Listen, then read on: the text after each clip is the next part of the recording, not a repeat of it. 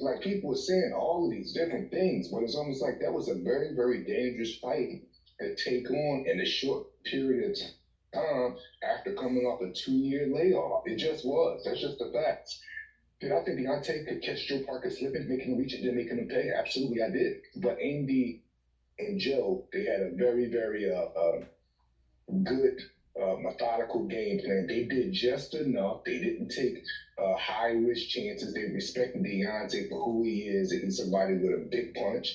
They knew that, and they treated him accordingly. They didn't take no chances until they really realized that Deontay was not just on the back foot, but he had no plans on really countering them. And then, Joe started pushing the action and taking a little bit more chances. And at times he was taking chances, and even if he didn't want to punch, he was taking chances enough just to crowd Deontay and really just, turning into a clinch thing.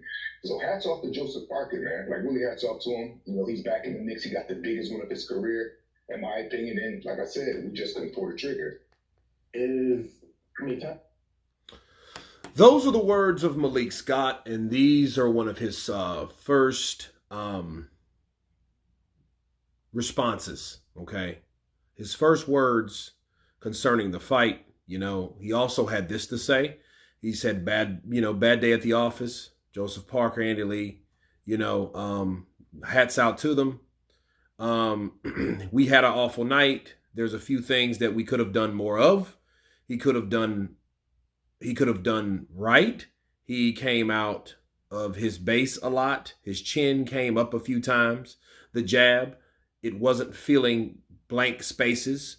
All of the times in the fight, nothing was going on, and that was good for Parker, not good for Deontay, okay? Parker's also, he's one of the best heavyweights in the world. That wasn't any shame of losing to Joseph Parker. And he said, first of all, Father Time could have played an issue with this, but they had a hell of a game plan. Joseph Parker's chin wasn't over his front. A couple of times he was heavy-footed, and I thought that Deontay could continue to be patient, jab, make him run into something, but his chin never went over his front. He fought methodical. Those are the words of Malik Scott. More words. And let me counterpunch. I've never really been a big fan of trashing trainers. The trainers can't fight for the fighters. I don't have anything against Malik Scott.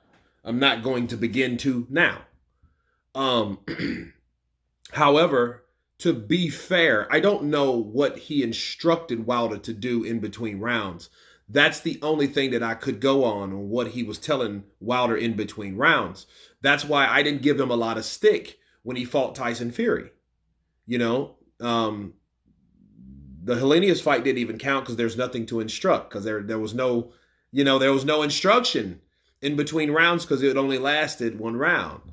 So, but even in the Tyson Fury fight, the trilogy, he was telling Wilder to do everything right, and he was telling him in a tone of voice that conveyed, like, listen, this is what I need you to do.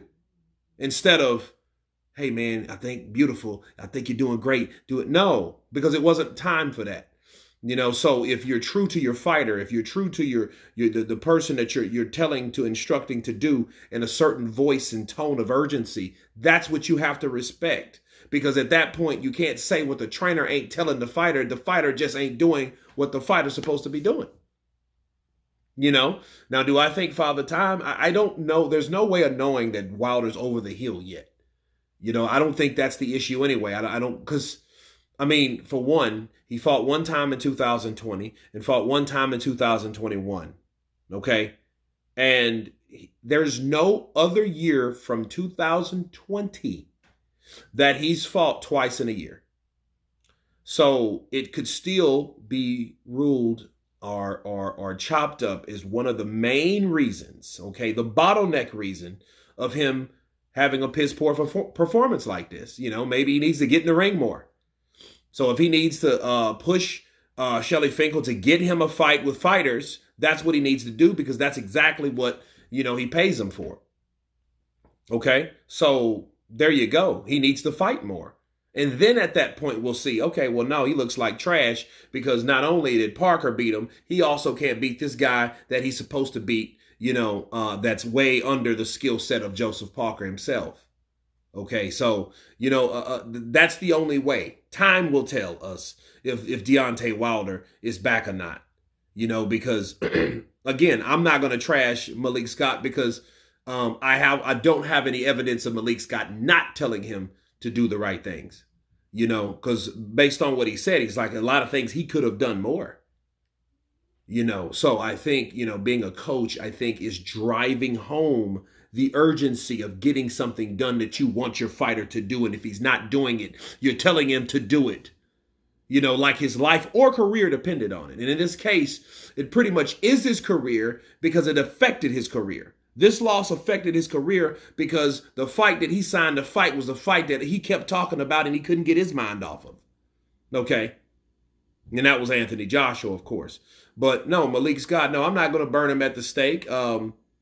He's owning the shit. Like, hey, people are going to give me shit. I'm the worst in the world. They should have brought Breland back.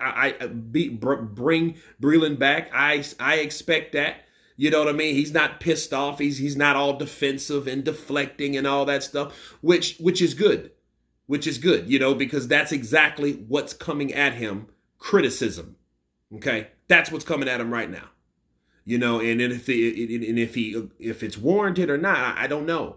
Again, I don't know, but at least he's taking it like a man with a job that a lot of people criticized, But was it a bad day at the office? You're damn right it was a bad day at the office. I would say it was, definitely. But, the factors on the reasoning, is maybe a different variations of things. But one thing that I do respect in closing, Malik Scott said was, credit to Joseph Parker, one of the best fighters in the world, and to his team. The game plan was on point. Okay, that's what you do if you don't want to be a bitch or a spoiled sport.